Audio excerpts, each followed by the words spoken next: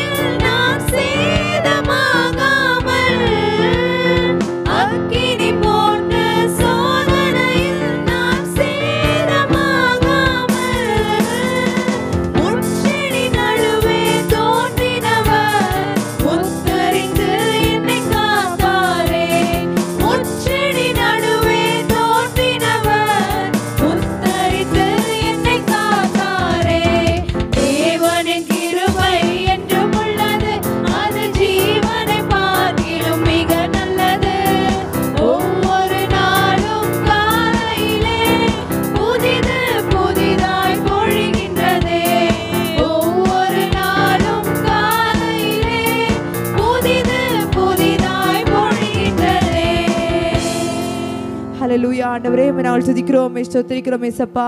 ஆண்டவரே ஒவ்வொரு நாளும் காலையில் ஏசப்பா புதிதாய் பொழிகிற நம்முடைய கிருபைக்காய் மக்கள் நன்றி செலுத்துகிறோம் ஆண்டவரே. அப்போ ஒவ்வொரு நாளும் எங்களை தாங்குகிற எங்களை நடத்துகிற ஆண்டவரே நாள் மட்டும் எங்களை தாங்கின நம்முடைய கிருபைக்காய் மக்கள் நன்றி செலுத்துகிறோம் அப்பா. ஆண்டவரே எங்கள் நம்பிக்கையாக ஆண்டவரே எங்கள் மறைவிடமாக எங்கள் உறைவிடமாக இருக்கிறவரே அப்பாவை நாங்கள் ஸ்தோத்தரிக்கிறோம், துதிக்கிறோம். நாங்கள் 100க்கு 100 உண்மையே நம்புவோம் ராஜா. ஆராய்ந்து முடியாத அற்புதங்களையும் எண்ணி முடியாத அதிசயங்களை செய்கிற எங்கள் நல்ல தேவன் நீர் அல்லவோ அப்பா. ஆண்டவரே உண்மையே எங்கள் நம்பிக்கையாய் கொண்டு உண்மையே நாங்கள் நம்பி இருப்போம் தகப்பனே. நம்மளோடு சேர்ந்து ஒரு பாடலை பாடுவோம். என் நம்பிக்கையே உமக்கு ஸ்தோத்திரம், என் புகலிடமே உமக்கு ஸ்தோத்திரம். நான் உற்சாகமாக கரங்களை தட்டி பாடுவோமா? என் நம்பிக்கையே உமக்கு ஸ்தோத்திரம், என் புகழிடமே உமக்கு ஸ்தோத்திரம். என் நம்பிக்கையே உமக்கு ஸ்தோத்திரம், என் புகழிடமே உமக்கு ஸ்தோத்திரம். உம்மைத்தான் நான் நம்பியிருக்கேன், அற்புதங்கள் எனக்கு செய்யுங்கப்பா. உம்மைத்தான் நான் நம்பியிருக்கேன், அற்புதங்கள் எனக்கு செய்யுங்கப்பா. என் நம்பிக்கையே உமக்கு ஸ்தோத்திரம், என் புகழிடமே உமக்கு ஸ்தோத்திரம். என்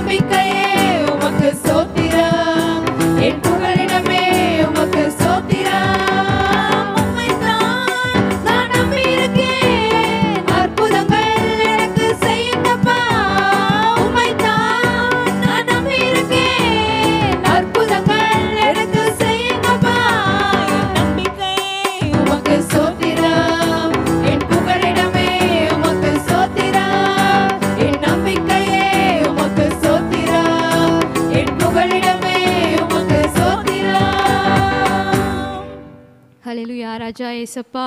ஆண்டவரே அப்பா, நீங்கள் எங்கள் நம்பிக்கையாக இருக்கிறீங்க. உமக்கு ஸ்தோத்திரம் ஆண்டவரே. அப்பா, நீங்கள் எங்களோட புகலிடமாக இருக்கிறீங்க ராஜா. ஆண்டவரே அப்பா, உண்மையை நாங்கள் நம்பி வந்திருக்கிறோம். அப்பா, உண்மை நோக்கி பார்க்கும் ஜனங்கள் ஆண்டவரே அப்பா ஒருபோதும் வெட்கப்பட்டு போவதில்லை என்று நீங்கள் சொல்லியிருக்கிறீங்க. ஆண்டவரே அப்பா, உம்மை நோக்கி பார்க்கும் முகங்கள் பிரகாசம் அடையும் என்று நீங்கள் சொல்லியிருக்கீங்க ராஜா. இந்த வேலையிலும் ஆண்டவரே அப்பா, யாரெல்லாம் ஆண்டவரே வெட்கப்பட்டு தலை குனிந்து ஆண்டவரே அப்பா உம்மை நம்பி உம்மிடத்தில் வந்திருக்கிறார்களோ அவங்க ஒவ்வொருவரையும் ஆண்டவரே அப்பா நீங்கள் தொடுங்க. ஆண்டவரே அப்பா, அவங்களோட முகங்கள் பிரகாசம் அடையவும் ஆண்டவரே அப்பா அவங்களோட தலைகள் நிமிர்த்தப்படவும் ஆண்டவரே நீங்கள் உதவி செய்யுங்க ராஜா. ஆண்டவரே அப்பா, நாங்கள் எங்கே தலை குனிந்தோமோ அந்த இடத்துல எங்களோட தலையை நிமிர்த்துகிற தேவனாய் நீர் இருக்கிறீர். அப்பா, நீர் ஆராய்ந்து முடியாத பெரிய காரியங்களையும் எண்ண முடியாத அதிசயங்களும் செய்கின்ற தேவனாய் இருக்கிறீர் ராஜா. உம்மை நாங்கள் ஸ்தோத்தரிக்கிறோம், உம்மை நாங்கள் துதிக்கிறோம் ஆண்டவரே. அப்பா, உம்மை அல்லாமல் ஆண்டவரப்பா எங்களை ஆண்டவரப்பா உயர்த்தின ஆண்டவரப்பா ஒருவராலும் கூடாது தகப்பனே. உம்மை போல் வேறொரு தெய்வம் இல்லை ராஜா. ஆண்டவரப்பா, உம்மை போல் எங்களை நேசிக்க, உம்மை போல் எங்களை ஆண்டவரப்பா அரவணைக்க, உம்மை போல் ஆண்டவரப்பா எங்களை காத்துக்கொள்ள ராஜா ஒருவரும் இல்லை தகப்பனே. நாங்கள் உம்மை நம்பி வந்திருக்கிறோம், உம்மை நோக்கி பார்க்கிறோம். அப்பா, எங்களோட முகங்கள் பிரகாசமடைய செய்யுங்க. நாங்கள் வெட்கப்பட்டு போகாதபடிக்கு தகப்பனே எங்களோட தலைகளை நீங்கள் நிமிர்த்துங்க ஆண்டவரே. நீங்கள் உதவி செய்யுங்க ராஜா. உங்களோட கரங்களில் ஆண்டவரப்பா முற்றிலுமாக எங்களை தாழ்த்துக்கிறோம், ஒப்பு கொடுக்கிறோம் ஆண்டவரே. இந்த ஆன்லைன் சர்வீஸை பார்த்து கொண்டு இருக்கிற ஒவ்வொருவரையும் கூட நீங்கள் ஆசீர்வதிங்க. தொடக்கம் முதல் முடிவரை ஆண்டவரப்பா நீர் எங்களோட கூட இருந்தமைக்காக, உங்களுடைய பிரசன்னம் எங்களோட கூட இருந்தமைக்காக உமக்கு நன்றி ஆண்டவரே. நீர் மாத்திரம் உயர்ந்திருப்பீராக, மகிமைப்படுவீராக. இப்ப இயேசு கிறிஸ்து நாமத்தில் ஜெபிக்கிறேன் வேண்டுகிறேன் ஜெனுள்ள நல்ல பிதாவே, ஆமென். ஹல்லேலூயா. கர்த்தருக்கு ஸ்தோத்திரம். அருமையான ஆராதனை ஏறெடுக்க கர்த்தர் கொடுத்த கிருபைக்காக ஸ்தோத்திரம். நாம் தேவ செய்திக்குள்ளாய் கடந்து போவோம். அன்புள்ள இயேசுவே, நீர் எங்களோடு கூட பேசும்படியாக கேட்டுக்கொள்கிறோம். எங்கள் நல்ல பிதாவே, ஆமென். இன்றைக்கு ஆசீர்வாதம் என்ற தலைப்பிலே நாம் ஒரு சிறு செய்தியை நாம் தியானிக்கப் போகிறோம். கர்த்தருடைய நாமம் மகிமைப்படுவதாக. யாத்ராகம புஸ்தகம் 20வது அதிகாரத்திலே 24வது வசனத்தில் வாசிக்கிறோம், நான் என் நாமத்தை பிரஸ்தாபப்படுத்தும் எந்த ஸ்தானத்திலும் உன்னிடத்தில் வந்து உன்னை ஆசீர்வதிப்பேன். நாம் கர்த்தராகிய தேவனுடைய நாமத்தை நாம் பிரஸ்தாபப்படுத்தும் போது, அந்த நாமத்தை நாம் துதிக்கும் போது, நாம் ஸ்தோத்திரிக்கும் போது, ஆராதிக்கும் போது, அந்த நாமத்தை நாம் சுவிசேஷகமாய் அறிவிக்கப்படும் பொழுது அந்த ஸ்தலத்திலே வந்து நம்மை ஆசீர்வதிப்பாராம். தேவ ஆசீர்வாதங்கள் நம் மேலும் நம் குடும்பங்கள் மேலும் அளவில்லாமல் இறங்க வேண்டும் என்றால் நாம் அவருடைய நாமத்தை பிரஸ்தாபிக்கிறவர்களாய் இருக்க வேண்டும். ஆகையினாலே 2 வாக்குத்தத்தங்களை தேவன் இந்த வசனத்திலே நமக்கு கொடுத்திருக்கிறார். ஒன்றாவது, தேவன் வருவேன் என்றும், 2வது ஆசீர்வதிப்பேன் என்றும் வாக்குத்தத்தம் பண்ணியிருக்கிறார். ஆகையினாலே நாம் தேவனுடைய நாமத்தை பிரஸ்தாபப்படுத்தும் போது அந்த தேவன் நம்மை சிருஷ்டித்தவரே நம்ம மத்தியில் வந்து இறங்குகிறவராய் இருக்கிறார். அவர் வந்து 2வது நம்மை ஆசீர்வதிக்கிறவராய் இருக்கிறார். கர்த்தருடைய நாமம் மகிமைப்படுவதாக. அடுத்தது நம்ம வாசிக்கிறோம் 2வது ஒரு காரியம், தேவன் தாமே 3 விதமான ஆசீர்வாதங்களை குறித்து நாம் வேதத்தில் வாசிக்க முடியும். ஆதியாகம புஸ்தகம் 24வது அதிகாரத்திலே 35வது வசனத்தில் வாசிக்கிறோம், அப்ரஹாம் தன் குமாரனாகிய ஈசாக்கை ஆசீர்வதித்தான், தனக்கு உண்டான எல்லாவற்றையும் ஆடு மாடுகளையும் வெள்ளியையும் பொன்னையும் கொடுத்தான் என்று. இது இயற்கையான ஒரு ஆசீர்வாதம். பெற்றோர்கள் தங்கள் பிள்ளைகளிடமிருந்து ஒன்றையும் எதிர்பாராமல் தங்கள் பிள்ளைகள் நன்றாக வாழ வேண்டும் என்று மனதார ஆசீர்வதிக்கிறார்கள். பெற்றோர்களே பிள்ளைகளுக்கு பொக்கிஷத்தை சேர்த்து வைக்க வேண்டும் என்று நாம் வாசிக்கிறோம். அப்ரஹாம் தன் குமாரனாகிய ஈசாக்குக்கு அவன் என்ன செய்தான்? எல்லா நன்மைகளும் கொடுத்து ஆசீர்வதித்தான், தனக்கு உண்டான எல்லாவற்றையும் கொடுத்து ஆசீர்வதித்தான். இது பெற்றோர்கள் தங்கள் பிள்ளைகளுக்கு கொடுக்கிற ஒரு ஆசீர்வாதமாக இருக்கிறது. 2வது ஒரு காரியம் நாம் வாசிக்கிறோம். நாம் ஆதியாகம புஸ்தகம் 27வது அதிகாரத்திலே 4வது வசனத்தில் வாசிக்கிறோம், ஈசாக்கு ஆசீர்வதிக்க வேண்டிய நேரம் வந்தது. அவர் தன் மகனிடம் வேட்டையாடின பதார்த்தங்களை பெற்றுக்கொண்ட பின்பே அவனை ஆசீர்வதிக்கிறார் என்று ஆதியாகமம் 27 4வது வசனத்தில் வாசிக்கிறோம். இந்த ஆசீர்வாதம் ஒன்றை கொடுத்து ஒன்றை பெற்றுக்கொள்கிறது தான். ஆகினால தான் எலியாவும் கூட அப்படியாகவே சாரிபாத் விதவையினிடத்திலிருந்து ஒரு சிறு அடையை பெற்றுக்கொண்ட பின்பு அந்த பஞ்சகாலமெல்லாம் மாவும் எண்ணெயும் குறையாதிருக்கும்படியாக ஆசீர்வதிக்கிறவராய் இருக்கிறார். ஆகினாலே ஒன்றை பெற்றுக்கொண்டு அதன் பிறகு ஆசீர்வதிப்பது. நாமும் நம்முடைய தசம்பாகங்களை கர்த்தருக்கு நம்ம கொடுக்கும் பொழுது மல்கியா 3:10 ஆண்டவர் சொல்லுக, தசம்பாகங்களை கொண்டு வாருங்கள், அப்பொழுது நான் வானத்தின் பலகணிகளை திறந்து இடம் கொள்ளாமல் போக மட்டும் உங்களை மேல் வர்ஷிக்க மாட்டேனோ என்று அதனாலே என்னை சோதித்து பாருங்கள் என்றார். ஒன்றை கொடுத்து நாம் பெற்றுக்கொள்கிற ஒரு ஆசீர்வாதம் தான் இது. 3வது ஒரு ஆசீர்வாதம் உண்டு. அது இயேசு கிறிஸ்து ஆசீர்வதிக்கிற நேரம் வந்தது. அவர் பெத்தானியா வரைக்கும் சீஷர்களை அழைத்து சென்று அங்கு தம்முடைய 2 கரங்களை உயர்த்தி அவர்களை ஆசீர்வதித்தார் என்று லூக்கா 24வது அதிகாரத்திலே 50வது வசனத்திலே வாசிக்கிறோம். நம்முடைய அன்புள்ள தேவன் இந்த பூமியிலே அவர் வந்து அவர் முள்முடி சூட்டிக்கொண்டு சவுக்கடியும் பெற்றுக்கொண்டு நமக்காக யாவற்றையும் அந்த கல்வாரியில் சுமந்து கொண்டு நம்மை சபிக்கிறவர்களெல்லாம் ஆசீர்வதிக்கும்படியாகவும் அவர் யாவற்றையும் கல்வாரி சிலுவிலே செய்து முடித்து அதனுடைய பலனாக தேவன் நம்மை ஆசீர்வதிக்கிறார். இன்று இயேசுவினிடத்தில் வருகிறவர்கள் ஆசீர்வதிக்கப்படுகிறார்கள். அவருடைய பாவங்கள் மன்னிக்கப்படுகிறது, அவர்கள் ரட்சிக்கப்படுகிறார்கள், அவருடைய சாபங்கள் எல்லாம் ஆசீர்வாதமாய் மாறுகிறது, வியாதிகள் குணமாகிறது, அவர்கள் மனம் திரும்புகிறார்கள், புதிய சிருஷ்டியாய் மாறுகிறார்கள், கிறிஸ்துவுக்குள்ளாக அவர்கள் ஏதோ ஆண்டவர் வெற்றி சிறக்க பண்ணுகிறவராய் இருக்கிறார். அல்லேலூயா, கர்த்தருடைய நாமம் மகிமைப்படுவதாக. அதன் பிறகு இன்னொரு ஆசீர்வாதத்தை நாம் பார்க்கிறோம், நீதிமானுடைய ஆசீர்வாதம். நாம் சங்கீத புஸ்தகம் 37, 25, 26 வசனங்களை வாசிக்கும்போது, நான் இளைஞனாய் இருந்தேன், முதிர் வயதுள்ளவனுமான ஆனேன், ஆனால் நீதிமான் கைவிடப்பட்டதையும் அவன் சந்ததி அப்பத்துக்கு இறந்து திரிகிறதையும் நான் காணவில்லை.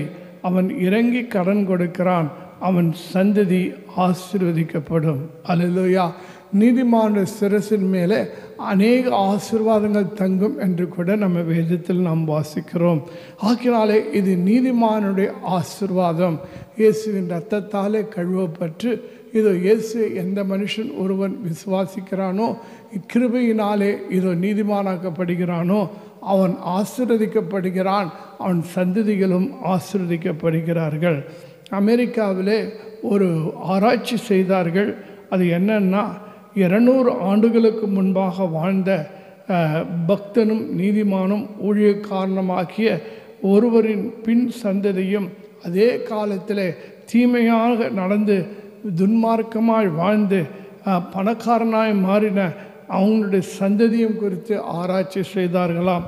அப்படி ஆராய்ச்சி செய்யும் பொழுது அவர்களுடைய 4ஆம் தலைமுறையில் கூட ஏறக்குரிய நீதிமானுடைய சந்ததி மிகவும் ஆசீர்வாதமாகவும், அவர்களெல்லாம் உயர்ந்த பதவியிலும் பேராசிரியர்களாகவும், அவர்களெல்லாம் விஞ்ஞானிகளாகவும், அவர்கள் எல்லோரும் மிகவும் ஆசீர்வாதமாக இருந்தார்களாம். ஆனால் துன்மார்க்குடைய சந்ததியோ வியாதியிலும் கைதிகளாகவும் அவர்களுடைய வாழ்க்கையான மோசமான நிலைமையிலும் இருப்பதை கண்டறிந்தார்களாம். ஆகினாலே நீதிமானாய் இருந்தால் நீ ஆசீர்வதிக்கப்படுவாய் என்று மாத்திரமல்ல, உன் சந்ததியும் தலைமுறை தலைமுறையாக ஆசீர்வதிக்கப்படும். ஏனோக்கு நீதிமானாய் தேவனோடு சஞ்சரித்தான், அவன் சந்ததியாக நோவாவின் குடும்பமும் பேழைக்குள்ளே காக்கப்பட்டதை நாம் வாசிக்கிறோம். ஆகினாலே கிறிஸ்துவின் நீதியிலே நாம் நிலைத்திருப்போம், உத்தமனாக நாம் இருந்து நாம் வாழ்ந்து காட்டுவோம். கர்த்தர் நம்மையும் நம் சந்ததியும் ஆசீர்வதிக்கிறவராய் இருக்கிறார். அப்போஸ்தலர் 3:25 வாசிக்கிறோம், உன் சந்ததியினாலே பூமியில் உள்ள வம்சங்கள் எல்லாம் ஆசீர்வதிக்கப்படும் என்று தேவன் அப்ரகாமுக்கு சொல்லி நம்முடைய முன்னோர்களோடு பண்ணின உடன்படிக்கைக்கும் புத்திரராய் இருக்கிறீர்கள் என்று வாசிக்கிறோம். அடுத்தது ஒரு ஆசீர்வாதம். நீதிமொழி 28வது அதிகாரத்தில் 20வது வசனத்தில் வாசிக்கிறோம், உண்மையுள்ள மனுஷன் பரிபூர்ண ஆசீர்வாதங்களை பெறுவானாம். தேவ ஆசீர்வாதத்தை பெறும் வழிகளில் ஒன்று நாம் கர்த்தருக்கு முன்பாகவும் மனுஷருக்கு முன்பாகவும் உண்மையாய் நடந்து கொள்வதுதான். கர்த்தர் அதை மிகவும் எதிர்பார்க்கிறவராய் இருக்கிறார், விரும்புகிறார். இதோ உள்ளத்தில் உண்மையாய் இருக்க விரும்புகிறீர் என்று சங்கீதக்காரன் 51வது அதிகாரத்தில் 6வது வசனத்தில் அறிக்கை செய்வதை நாம் வாசிக்கிறோம். எத்தனை சோதனை வந்தாலும் மரணமே வந்தாலும் உண்மையாய் நாம் வாழ்ந்து காட்ட வேண்டும். அப்படிப்பட்ட உண்மையால் ஒரு வாழ்க்கையை நாம் வாழ்ந்தோம் என்றால் தேவன் நம்மை ஆசீர்வதிக்கிறவராய் இருக்கிறார். சங்கீதம் 12வது அதிகாரத்திலே 1வது வசனத்திலே வாசிக்கிறோம், ரட்சியும் கர்த்தாவே பக்தி உள்ளவன் அற்று போகிறான், உண்மை உள்ளவர்கள் மனுபுத்திரர்கள் குறைந்திருக்கிறார்கள் என்று புலம்புகிறதை நாம் பார்க்கிறோம். கர்த்தர் மோசேயை குறித்து சாட்சி சொன்னாராம், மோசே என் வீட்டிலே எங்கும் உண்மை உள்ளவன் என்று சாட்சி கொடுத்தார். ஆகினாலே தேவன் சாட்சி கொடுக்கிற ஒரு வாழ்க்கை, ஒரு உண்மையுள்ள ஒரு வாழ்க்கையை வாழ வேண்டும். சிறிய காரியமானாலும் பெரிய காரியமானாலும் நாம் கர்த்தருக்கு உண்மையாக இருக்க வேண்டும். அப்போது கர்த்தர் நம்மை ஆசீர்வதிப்பார், நம்மை உயர்த்துகிற தேவனாய் இருக்கிறார். ஆகினால்தான் மத்திய 25வது அதிகாரத்திலே 23வது வசனத்தில் வாசிக்கிறோம், கொஞ்சத்தில் உண்மையாக இருந்தால் அநேகத்தின் மேல் உன்னை அதிகாரியாக வைப்பேன் என்று வாக்குத்தத்தம் பண்ணியிருக்கிறார். ஆகினாலே கர்த்தர் அவனவனுக்கு அவன் நீதிக்கும் உண்மைக்கும் தக்கதாக பலனளிப்பார் என்று 1 சாமுவேல் 26வது அதிகாரத்தில் 23வது வசனத்திலே வாசிக்கிறோம். அடுத்தது இன்னும் ஒரு நாம் பார்க்கிறோம் வேதத்திலே, இதோ நாம் யாக்கோபு தேவனோடு கூட போராடி ஆசீர்வாதத்தை பெற்றுக்கொண்டான் என்று வாசிக்கிறோம். ஆதியாகமம் வாசிக்கிறோம் 32:26 ஓசியா 12வது அதிகாரம் 4வது வசனத்திலும் அவன் தூதரானவரோடு கூட போராடி மேற்கொண்டான், அழுது அவரை நோக்கி கெஞ்சினான், நீர் என்னை ஆசீர்வதித்தாலே ஒழிய உன்னை போக விடேன் என்றான். ஆம், தேவனோடு கூட போராடி வெற்றி பெற்றவன் தான் யாக்கோபு. ஆம், அப்போக்கு நதி கரையில் தன்னுடைய இரு பரிவாரங்களையும் அக்கறைக்கு அனுப்பிவிட்டு அவன் தனியாக இரவு முழுதும் தனித்திருந்து இதோ தேவனோடு கூட போராடி என்னை ஆசீர்வதித்தாலே வழிய நான் உன்னை போக விடேன் என்று சொல்லுகிறான். அப்போ ஆண்டவர் கேட்கிறார், உன்னுடைய பெயர் என்ன? யாக்கோபு, இன்று முதல் இஸ்ரவேல் என்று அழைக்கப்படுவாய் என்று கர்த்தர் அவனை ஆசீர்வதிக்கிறார். இஸ்ரவேல் என்று சொன்னால் தேவ பிரபு என்று அழைக்கப்படும். அதன் பிறகு அவனுடைய சந்ததிகள் எல்லாம் இஸ்ரவேலர்கள் என்று அழைக்கப்பட்டார்கள். ஆகியனாலே நாம் தேவனோடு கூட ஜெபத்திலும் விசுவாசத்திலும் உண்மையிலும் நாம் இருப்போம் என்றால் தேவன் நம்மை ஆசீர்வதிக்கிறவராய் இருக்கிறார். கர்த்தருடைய நாம் மகிமைப்படுவதாக. ஏசா கூட ஆசீர்வாதத்துக்காக அழுதானாம். ஆம், இந்த ஒரு ஆசீர்வாதம் மட்டுமா நம்மிடத்தில் இருக்கிறது என்று தன் தகப்பனிடத்திலே கண்ணீரோடு கூட மன்றாடினான். வேதம் சொல்கிறது, அவன் தகப்பனே என்னை ஆசீர்வதியும் என்று கெஞ்சி பார்த்தான்.